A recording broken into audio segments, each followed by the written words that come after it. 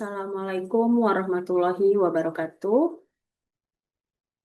Perkenalkan, nama saya Erlinda Febri Hasibuan, NPM 2410141125, mahasiswa semester 7, jurusan Teknik Industri, Fakultas Teknik. Assalamualaikum warahmatullahi wabarakatuh. Selamat malam dan salam sejahtera untuk kita semua.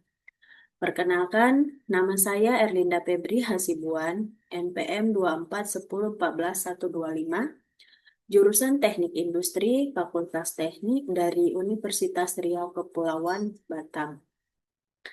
Di sini saya akan mempresentasikan tugas mata kuliah uh, Design of Experiment oleh Bapak Dr. Andus Insinyur Abdullah Merjani STMT, di mana dosen tersebut memberikan tugas kepada masing-masing mahasiswa 2 soal untuk menyelesaikannya. Baiklah, di sini saya akan menjelaskan presentasi atau design of experiment saya. Pertama-tama saya akan menjelaskan dengan latar belakang eksperimen ini. Dalam dunia industri dan penelitian ilmiah, pengendalian serta peningkatan kualitas proses menjadi faktor utama dalam mencapai efisiensi dan efektivitas. Salah satu metode yang digunakan untuk memahami pengaruh berbagai faktor terhadap hasil suatu proses adalah design of experiment atau perancangan eksperimen. Kemudian, untuk pengertian dan tujuan dari eksperimen ini, merupakan pendekatan karakter statistik yang sistematis untuk merencanakan, melaksanakan, menganalisis, dan menginterpretasikan eksperimen guna menentukan hubungan antara variabel input atau faktor dan output atau respon. Salah satu analisis yang banyak digunakan dalam adalah analisis of variance atau disebut dengan ANOVA, yang berguna untuk menguji apakah terdapat perbedaan signifikan antara perlakuan atau treatment yang diuji. Desain eksperimen tidak selalu ideal. Terdapat variasi yang disebabkan oleh yang sulit dikendalikan. Untuk mengatasi hal tersebut, digunakan randomized block design atau RBD, di mana percobaan dibagi ke dalam beberapa blok agar variasi yang tidak diinginkan dapat dikontrol. Tujuannya pertama untuk menjelaskan konsep dasar design of experiment, kemudian menganalisa penggunaan ANOVA dalam menentukan pengaruh perlakuan, dan menjelaskan metode randomized block design atau RBD dan manfaatnya dalam eksperimen. Selanjutnya adalah di sini saya akan menjelaskan penyelesaian soal 3.28, di mana 4 desain yang berbeda untuk rangkaian komputer digital sedang dipelajari untuk membandingkan jumlah kebisingan noise yang muncul seperti data berikut. Pertanyaannya, apakah jumlah kebisingan yang dihasilkan sama untuk keempat desain rangkaian tersebut? Gunakan tingkat signifikan theta 0,05, analisis residual atau sisa dari percobaan ini. Apakah asumsi-asumsi dalam analisis varians ANOVA terpenuhi? Kemudian desain rangkaian manakah yang akan Anda pilih untuk digunakan? Selanjutnya, saya akan menyelesaikan soal tersebut dengan menggunakan aplikasi Minitab, di mana di aplikasi Minitab ini kita buka worksheet baru, kita masukkan data yang diberikan oleh soal tadi. Datanya sudah saya buat di Excel. Dari Excel ini saya copy paste langsung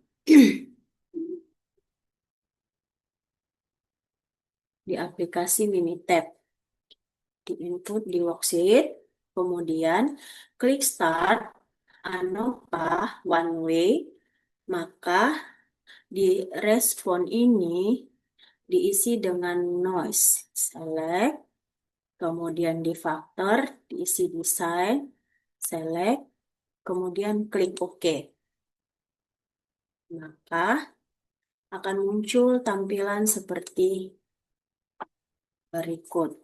One way ANOVA-nya versus desainnya itu dengan theta 0,05, di faktornya desain level 4, value-nya 1 sampai 4. Untuk V, value-nya adalah 0,011.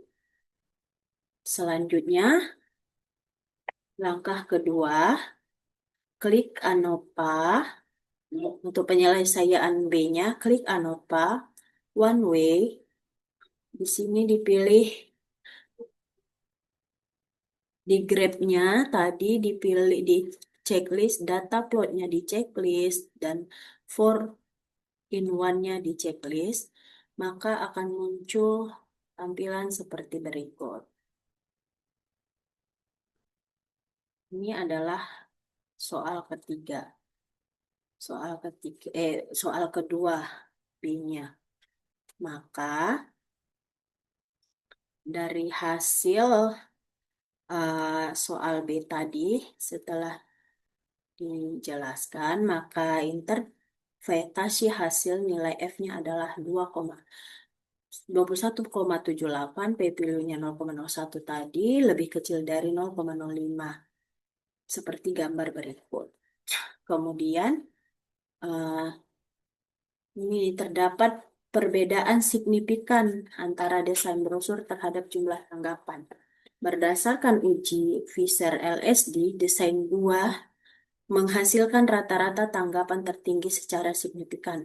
Analisis residual menunjukkan bahwa model layak digunakan, tidak ada pelanggaran asumsi. Ini tadi desain 2-nya. Untuk output grafiknya ini adalah untuk normalitas. Saat yang pertama, normal probabilitas plot residual, titik-titik penyebaran detak garis lurus. Artinya, residual terdistribusi normal. Kemudian, untuk keduanya, residual versus fit value-nya, pola acak seperti ini. Pola acak tidak membentuk kurva atau tren, variansi homogen. Kesimpulan dari asumsi ANOVA-nya, normalitas residual terpenuhi, homogenitas varians terpenuhi, tidak ada pola khusus, modelnya valid. Jadi, untuk jawaban C-nya, tadi kan yang dipertanyakan adalah pemilihan desain. Jadi, desain 1 adalah desain yang terbaik dan direkomendasikan untuk digunakan karena di desain 1 rata-rata noise-nya 19,2, termasuk terendah. Jadi kesimpulan dari soal tersebut yaitu berdasarkan uji ANOVA theta 0,05 diperoleh F 21,78 dan V value 0,001 tadi ada kan lebih kecil dari 0,05, maka H0 ditolak. Artinya terdapat perbedaan signifikan antara keempat desain rangkaian terhadap jumlah noise. Kedua, analisa V residual menunjukkan data memenuhi asumsi normalitas dan kesetaraan varians. Dengan V 0,05 untuk uji Shapiro dan Levin. Plot residual tidak menunjukkan pola khusus, sehingga asumsi ANOVA terpenuhi. Desain dengan rata-rata kebisingan terendah adalah desain 1. Min kebisingan rendah diinginkan, maka desain 1 adalah dipilih terbaik. Ini adalah penyelesaian soal poin 4.13. Sebuah perusahaan produk konsumen mengandalkan pengiriman surat langsung sebagai komponen utama dalam kampanye iklannya.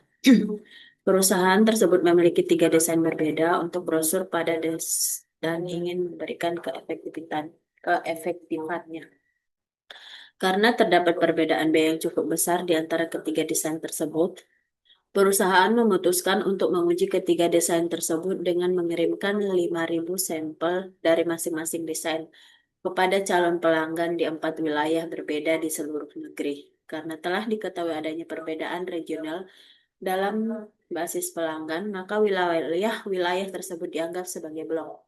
Pertanyaannya, Analisislah data dari percobaan ini, kemudian gunakan metode Fisher LSD untuk melakukan perbandingan di antara ketiga desain tersebut, guna menentukan secara spesifik desain mana yang berbeda dalam rata-rata tingkat tangkapan.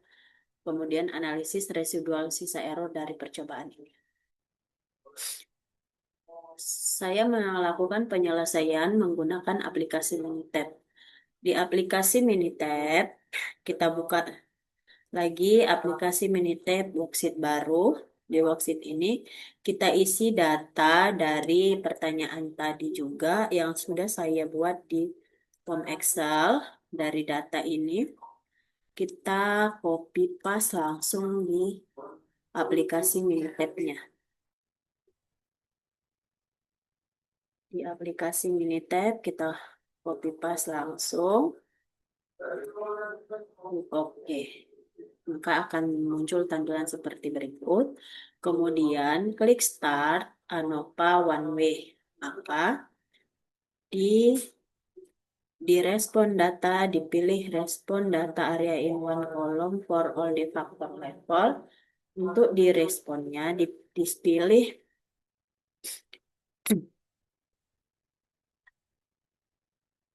untuk responnya dipilih respon. Untuk desainnya dipilih region. Select. Kemudian untuk option di sini kita pilih two side. Maka dengan confidence levelnya adalah 95. Klik OK. Kemudian di comparison-nya, di result-nya di checklist semua. Maka klik OK. Untuk di grade-nya juga, klik intervalnya, di for in one-nya juga di checklist, kemudian OK. Untuk di result juga pilih simple table. Ini yang dipilih adalah expanded table. Di sini juga di checklist. Di sini tadi harusnya belum ke checklist. Ini di checklist semua. Klik OK. Kemudian di storage. Di storage juga fitnya di checklist, residualnya di checklist. Kemudian klik OK.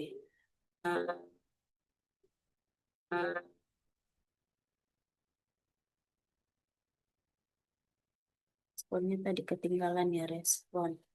Oke, maka akan muncul tampilan seperti berikut. Di mana V value-nya 0,323 dengan 95 CA. Seperti gambar ini adalah respon of versus region-nya adalah formal normal probability plot per surface-nya juga.